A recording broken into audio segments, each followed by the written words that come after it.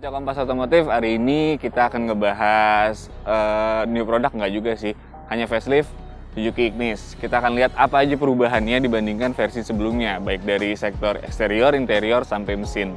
Apakah berbeda jauh atau emang begitu-begitu aja? Oke, kita lihat yuk. Yuk, langsung kita lihat apa aja perubahan di eksterior ini. Ini kita tampilan depan dulu ya. Jadi kalau dilihat, perubahan paling signifikan tuh hanya di sektor depan pada new front bumper ya. Berubah dari versi sebelumnya. Kalau lihat versi sebelumnya itu biasa aja, kali ini sudah ada aksen chrome di U-nya, di grillnya tepatnya. New front lower grill juga sudah baru. Kita masuk ke sektor samping. Untuk pelek juga nggak ada perubahan, masih sama seperti yang lalu. Desainnya juga nggak ada yang berubah, nggak ada gimmick apapun di sektor samping. Oh iya, yang satu lagi paling berubah mungkin di sektor depan itu hanya di fog lamp ya. Di fog lamp bezelnya itu udah berubah, yang dulu kan sedikit nyatu, yang ini dibuat terpisah. Lalu kita masuk ke sektor belakang. Nah, untuk ke sektor belakang, perubahan paling signifikannya nggak ada. Masih sama aja jadinya. Paling signifikan itu new rear bumper desainnya ya. Dibuat lebih, dibuat lebih kelihatan keker aja dibandingkan versi sebelumnya. Tapi kalau mau dilihat dari overall desain, mungkin orang akan susah membedakan ini Ignis baru apa Ignis yang lama ya, karena sama aja terlihatnya. Tapi kalau dibicarain soal detail, kita ngeliat detail, ya lumayan ada perubahan lah, baik di sektor eksterior, nanti kita lihat lagi di interior. Ya, jadi soal mesin, nggak ada perubahan untuk Ignis yang facelift ini, masih sama dengan generasi sebelumnya. Masih pakai K12M 1200 cc. Nah, jadi bisa dibilang performanya itu nggak jauh beda ya. Nah, tenaganya ini di sini diklaim sampai 83 PS di 6000 rpm dan untuk torsinya 113 pada 4200 rpm. Kalau gue bilang sih nggak beda jauh dengan yang sebelumnya, emang nggak ada perubahan.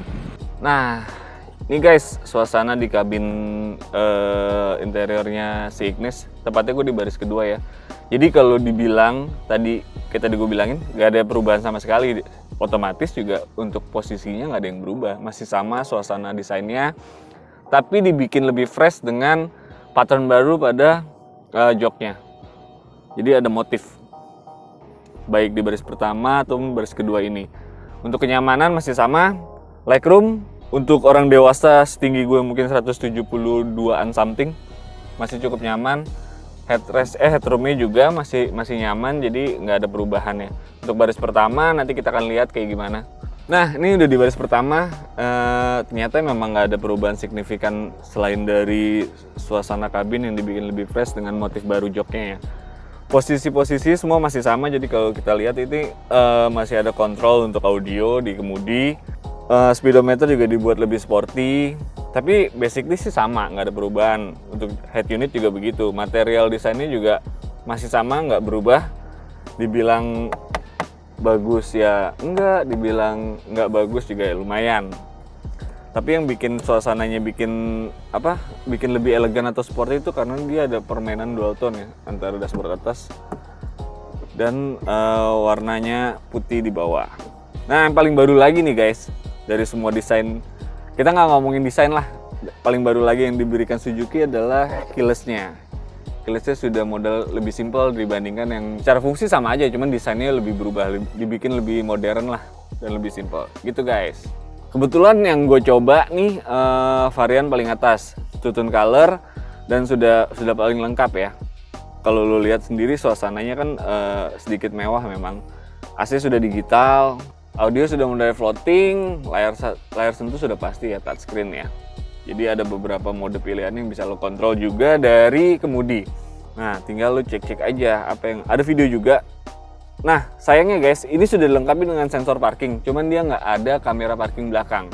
Mungkin itu minusnya. Jadi kalau lo mau lebih secure, lebih aman, lo mesti tambah sendiri aplikasinya atau kameranya untuk parking. Ya, jadi kali ini gue pengen ngebahas soal masalah sensasi berkendara. Kayak tadi pertama udah gue bilang ya, kita habis ngebahas sektor mesin, nggak ada perubahan. Otomatis secara performa juga nggak berubah, tapi feel-nya juga nggak berubah, masih sama. Untuk handling, Ignis oke lah. Tapi secara performa masih 11-12 sama yang kemarin, kalau gue bilang sedikit kurang ya untuk city car, apalagi dia pakai transmisi AMT. Ini sedikit apa ya, maksudnya sedikit janggal mungkin buat orang yang nggak biasa pakai AMT, karena kan ini sebenarnya transmisi manual yang diotomatiskan. Jadi kalau orang yang benar-benar baru pakai Ignis dengan transmisi AMT pasti harus beradaptasi dulu, dan memang secara perpindahan giginya tuh sedikit lebih apa ya, delay ya, kayak ngeden gitu.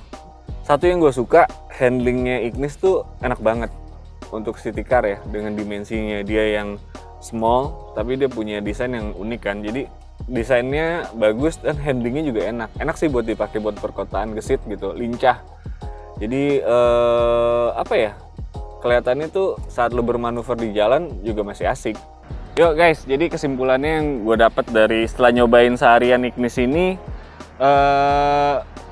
apa ya, dibilang banyak perubahan enggak, masih sama dengan versi sebelumnya, hanya perubahan-perubahan minor saja untuk eksterior dan interior. Meskipun masih sama, otomatis juga tadi gue bilang performa juga masih sama. Untuk Ignis GS AGS ini sekarang dibanderol 200 juta. Menurut penilaian gue, untuk rentan harga segitu mungkin masih terjangkau ya, atau mungkin masih worth it untuk mobil yang statusnya CBU India. Tapi gue nggak tahu pendapat kalian apa nih. Jadi kalau buat gue pribadi, secara sensasi berkendara untuk mobil perkotaan, Ignis masih worth it lah. Karena lu punya nilai uniknya itu dari segi desain. Desainnya dia memang beda banget dengan city car yang lain. Tapi soal performa dan soal handling, soal performa masih sama dengan sebelumnya. Handling gue acung jempol untuk Ignis. Gitu guys. Jadi sekian dari kami, tetap like and subscribe Kompas Otomotif. Thank you.